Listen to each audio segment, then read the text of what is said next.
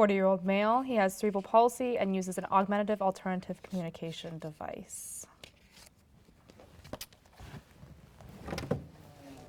Good morning. What seems to be the problem today? What brings him in today? He will tell you if you give him time to answer.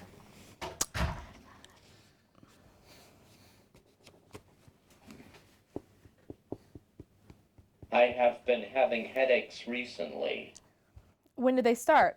How long do they last? Do you get dizzy with them or feel nauseous with them? Where does it hurt on your head? Give him time to answer. About a week ago. How long do they last? Do you feel sick with them? What makes them go away?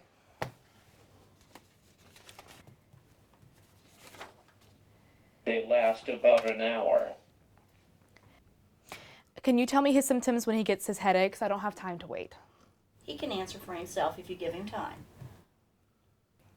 What are the symptoms? Do you feel dizzy, see spots? What makes them go away? Where on your head does it hurt? I'll have the nurse come in and ask these questions. I don't have time.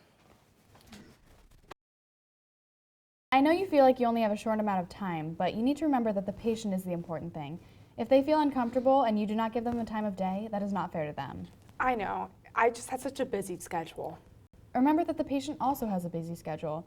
Even if you have a busy schedule, you have to remember that you are there for the patient. You need to make sure you give the patient time to answer. How do you do that with a person that has an AAC device and still stay on time? Well, you could always have the office set more time for the patient, and when you get a little bit more experienced, you can learn ways to make up time. And remember not to ask a bunch of questions all at once. Take them one by one. Okay. So that you can see the difficulty in using the AAC device or program, I brought an iPad with a similar system to that which your patient used. I'm going to ask you questions, and I want you to answer them using the program. You are not allowed to speak. What's your name? What's your favorite color? What's your favorite food, and what's your favorite book? That was a lot more challenging than I had expected. Imagine if you couldn't speak and an AAC was all that you had to communicate with. You'd want people to give you time to respond. Keep that in mind. Each patient is important.